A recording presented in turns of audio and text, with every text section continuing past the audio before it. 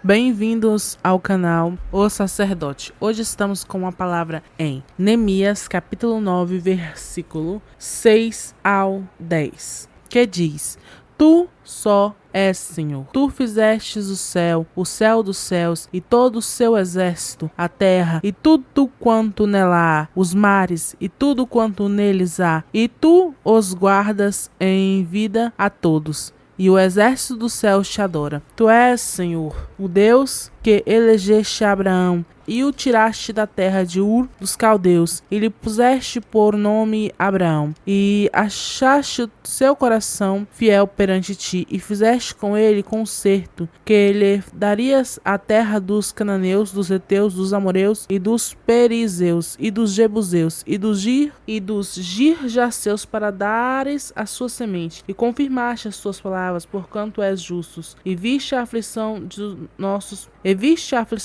pais no Egito, e ouviste o seu clamor junto ao mar vermelho, e mostraste sinais e prodígios a Faraó e a todos os seus servos e a todo o povo da sua terra, porque soubestes que soberbamente os trataram, e assim te adquiriste nome, como hoje se vê. Glória a Deus e aleluia. Santo, santo é o Senhor. Neemias é um livro que nos fala do profeta Neemias, um copeiro de um rei, que, sabendo da situação de Jerusalém, orou e Deus lhe pôs ao seu coração: vá até lá e reconstrua os muros de Jerusalém. E assim ele fez. E no capítulo 9, nós vemos eles comemorando após a festa dos tabernáculos, que dizia que os filhos de Israel jejuaram, se cobriram, se humilharam perante Deus e começaram a confessar os seus pecados e a gloriar ao Senhor, dizendo: Tu só és Senhor, tu fizeste os céus e os céus dos céus. Está declarando: Deus é o Todo-Poderoso, Deus é o Senhor. Relembra toda a história que o povo de Israel tinha tido aquele momento com Moisés, eles foram tirados da terra do Egito, que o Senhor deu terras para eles, que eles fizeram guerra e o Senhor os concedeu a vitória muitas das vezes. Eles estavam glorificando e testificando que Deus era grande, que Deus era poderoso, que fez o céu, a terra, o mar e guarda os seus exércitos. Os exércitos do céu te adoram, os anjos adoram ao Senhor. Os anjos estão no céu e adoram constantemente a Deus, e os homens da terra devem também ao adorar. Isto foi depois de uma tragédia. Os muros de Jerusalém tinham sido derrubados e eles o estavam reerguendo. E durante esta reconstrução dos muros, muitas pessoas se humilharam ao Senhor e declamaram: Senhor, eu pequei, mas estou aqui, o Senhor é grande e poderoso e peço o meu perdão. Quantos de nós hoje em dia, após uma tragédia, queremos dizer: Deus não está nos protegendo. Não queremos mais confiar nas promessas de Deus, não queremos mais acreditar que o Senhor é grande e poderoso. Mas aqui vemos o exemplo de Israel. Após os muros serem derrubados, eles se puseram à reconstrução e clamavam ao Senhor, dizendo: Grande és tu, ó meu Senhor. Fez o céu dos céus, fez o mar, protege, guarda e livra. Erguer os muros de Jerusalém em nossas vidas normalmente tem no seu sentido espiritual fechar brechas. Quando estamos com a vida destruída, como estes irmãos aqui estavam, eles jejuaram, se humilharam e confessaram os seus pecados e as suas iniquidades, diante de Deus, que vai nos dizer lá no primeiro versículo do capítulo 9, que fala assim: E no dia 24 deste mês se ajuntaram os filhos de Israel com jejum e com sacos, e traziam terra sobre si. Versículo 2: E a geração de Israel se apartou de todos os estranhos, puseram-se em pé e fizeram confissão de seus pecados, das iniquidades de seus pais. Erguer os muros, erguer as barreiras, significa se afastar, do pecado. Espiritualmente falando, diz que quando nós nos afastamos de Deus, é como se o nosso altar estivesse caído, como se as nossas muralhas estivessem caídas e destruídas, e nós temos que fazer assim como Neemias e a este povo de Israel, de Jerusalém, que tiveram as suas muralhas derrubadas, reerguê-las. E quando estamos reerguendo as nossas muralhas, o nosso altar, nos separando dos nossos pecados e deixando de fazer as coisas erradas, levantam-se inimigos para querer nos parar. Porque foi isto que aconteceu. Queriam parar a construção das muralhas de Jerusalém. Queriam parar. Mas o Senhor nunca o permitiu. O Senhor deu estratégia para eles, apontou onde estavam os seus inimigos, deu armas, deu lanças, proveu o que necessitavam. E então eles começaram a se arrepender totalmente dos seus pecados, se separar das suas iniquidades e gloriar a Deus, dizendo: Deus, tu és grande, és poderoso, é o Senhor dos senhores, só tu és Deus. Só tu és Deus, e fez o céu e a terra, e o céu dos céus, e o mar, e as estrelas, e todo ser vivente. Estas são glórias, dizendo os grandes feitos do Senhor, dizendo: Pai, te agradecemos porque nos tiraste da mão dos egípcios, por pegar Moisés e dar-nos um caminho da vitória. Deus é o Todo-Poderoso. Deus é o grande. Deus traz salvação. Mas muitas das vezes, por causa das dificuldades, queremos colocar a culpa em Deus, dizendo assim: o Senhor não faz, não cumpre, não realiza mais, não faz milagre mais. É mentira. Você está mentindo e ainda está culpando a Deus. Não temos tanto milagres quanto na época de Jesus, porque não nos afastamos do pecado.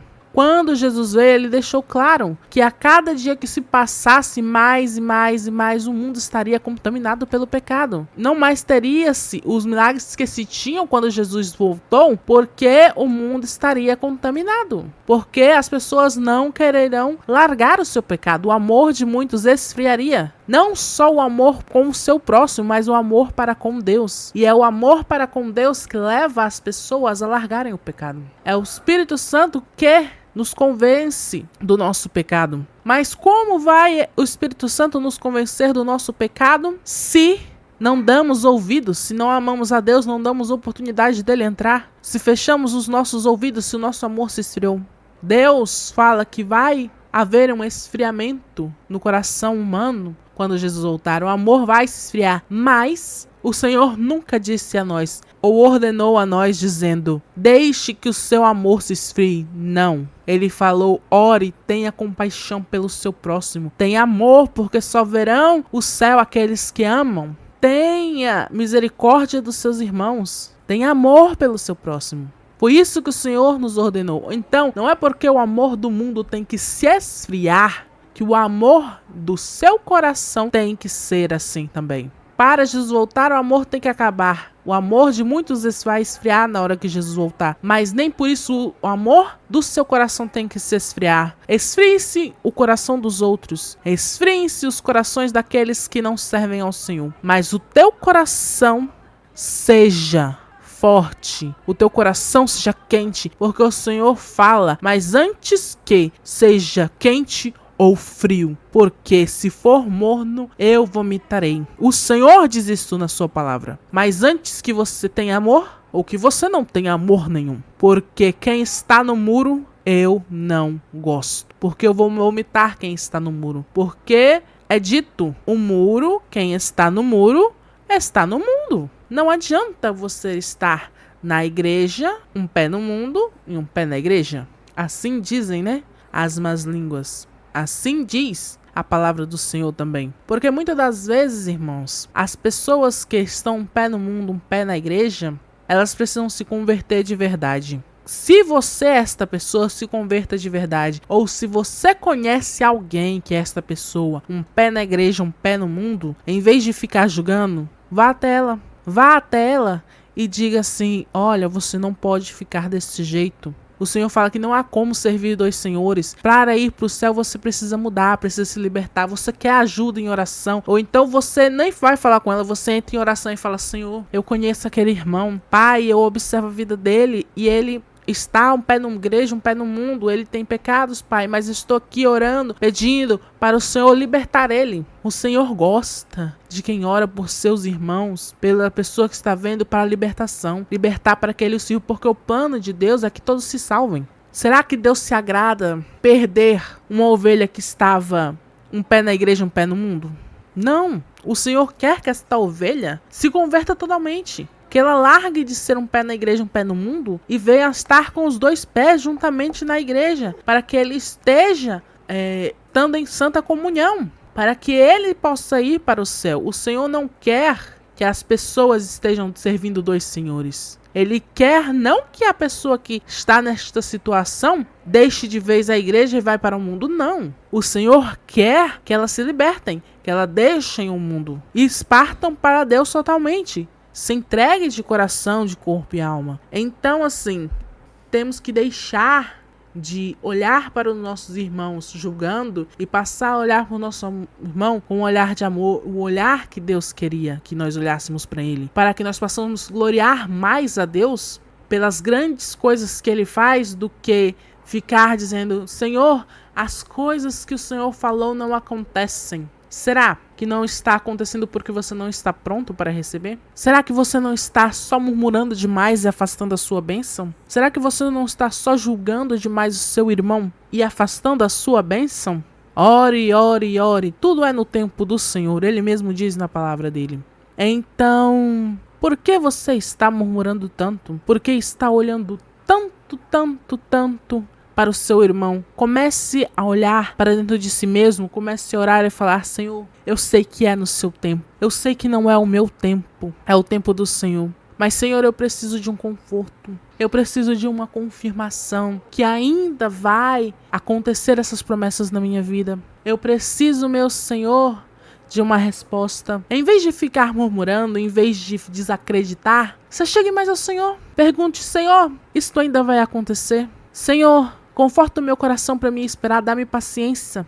Conforte meu coração para eu esperar, dar-me paciência, porque eu estou precisando, meu Senhor, porque eu entendo que não é no meu tempo, é no tempo do Senhor. Para que você possa retirar de si todo o mal e começar a gloriar a Deus de coração e se lembrar de todas as bênçãos e promessas que Ele já cumpriu. Porque o Senhor já cumpriu muitas promessas nas nossas vidas. Promessas que, muitas das vezes, ninguém mais viu se cumprir além de você mesmo. Promessas pequenas, como você ter um emprego, você foi lá e pediu: Senhor, eu quero um emprego. E você sentiu que Deus te respondeu no seu coração. Não precisou ninguém falar para você. E aí, do nada, você sentiu a porta se abrir. Você viu a porta se abrir. Foi o cumprimento da promessa do Senhor para ti. Então, comecemos a gloriar mais a Deus e pedir a sua misericórdia e a sua graça, porque o Senhor faz milagres ainda nesta terra. E a mensagem foi essa, que Deus abençoe. Amém.